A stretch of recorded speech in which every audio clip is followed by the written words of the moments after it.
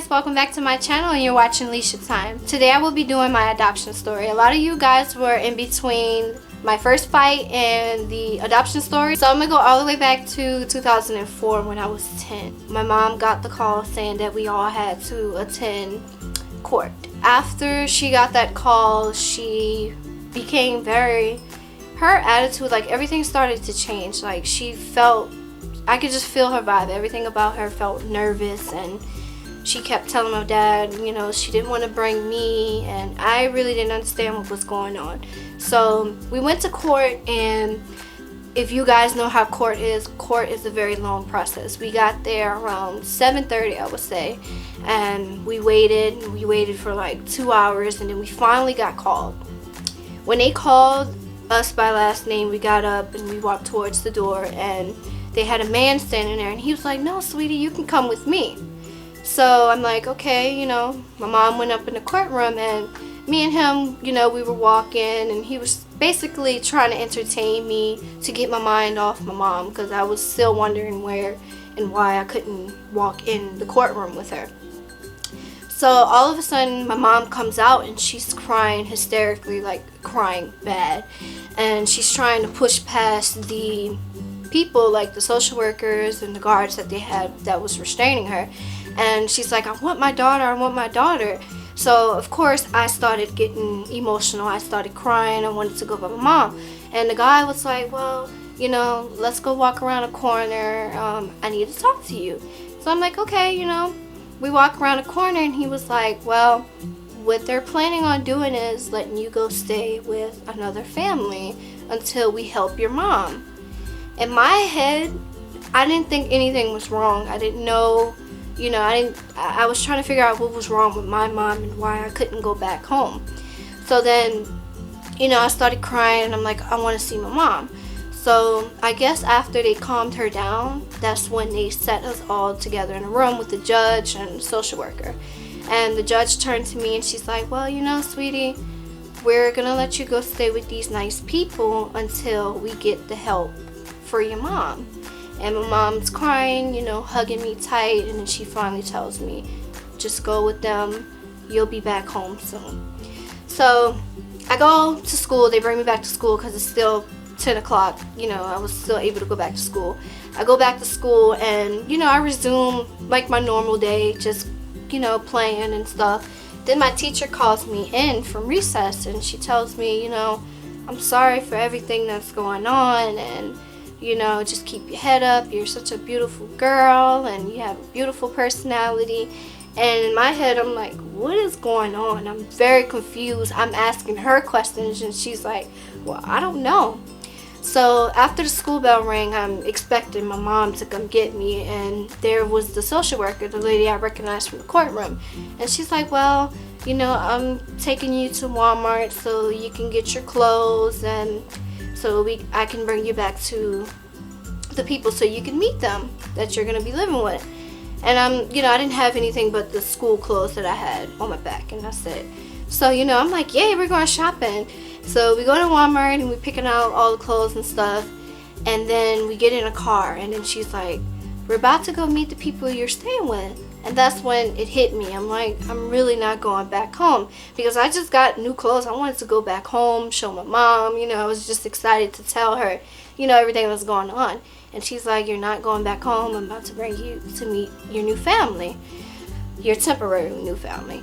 So I get there, and, right off the back, I noticed there's a little boy. He's like around 2 years old, and they had another guy. He was a year older than me, so yeah.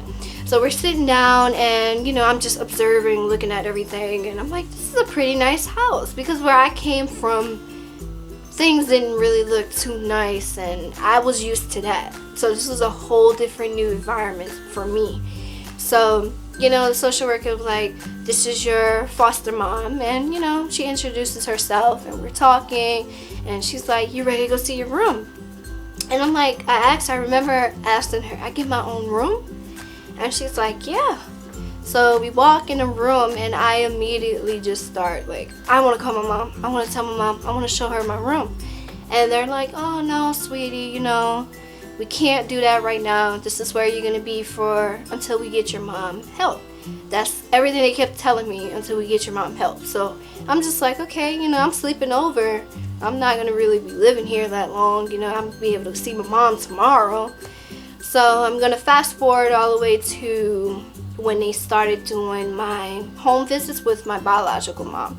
So after that week or two, or I think it was maybe a month, I started doing home visits with my mom, because what I came to realize was they gave my mom 6 months to get straight, to get all the help that she needed and everything. So what they were trying to do is trying to transition me back home and try to see how I was handled being back with my mom. So one particular visit, it was right before Hurricane Katrina. Yes, I live in New Orleans and we had the Hurricane Katrina pass. It was right before then. We went to court, and they were telling me, you know, we're trying to transition you back home. Do you want to go back home? I'm like, yeah, you know, I want to go back home. I miss my mom, you know. So then it was like, okay. Then a week after that, we did another home visit, and when I saw my mom, everything in me just changed. I can look at her and tell she was back on drugs. So when I got back, when my foster mom came to pick me up after my home visit was done, I got in the car and I just started bawling. I started crying real bad, and she's like, you know, what's wrong? You didn't have fun with your mom? I'm like, my mom's back on drugs. And she was like, what did you say? I was like, my mom is back on drugs. And she's like, how do you know? And I'm like, I know how she acts. And she was like, well, you know, we have to tell your social worker. And I'm like, you know, okay, that's fine. So after that, they went through this whole, you know, doing the drug testing, trying to see if she was still back on drugs. It came back that she was. So what they did was they took her rights. They made her sign over her rights, and she could not have me anymore. She could not see me, none of that. So they were still my dad. And they started my home visits with him. And they're like, well, you know, you can't go back to your mom. If you want to stay here, you can. But if you want to go back home to your dad, that's fine, as long as he doesn't have any contact with her, which he was willing to do and everything. So we started the visitations with him. You know, I was excited. I was ready to go back home. And come to realize, you know, that whole process with me doing visitation with him wasn't because I was going back home. It was the whole time he was fighting for me, because they were forcing him to give his rights up because he was paralyzed, and he felt that he wasn't able to take care of me the way he should, or the way he could. And he finally gave up. It was like a year after fighting for me, he finally gave his rights up, and that's when the social worker and the judge sat me down, and she's like, well, you know, you can't go back to your mom, you can't go back to your dad, you know, you don't have any other family that's reaching out, so your only option is, do you want to stay with this family? And I'm like, you know, yeah, you know, it was a different type of environment for me. It was very structured. You know, I wasn't going through the things that I was going through with my mother, which I thought was normal. But once I started living with them, that's when I was like, you know, this is better for me. It's easier for me. You know, I'm happier. So I'm like, you know, yeah.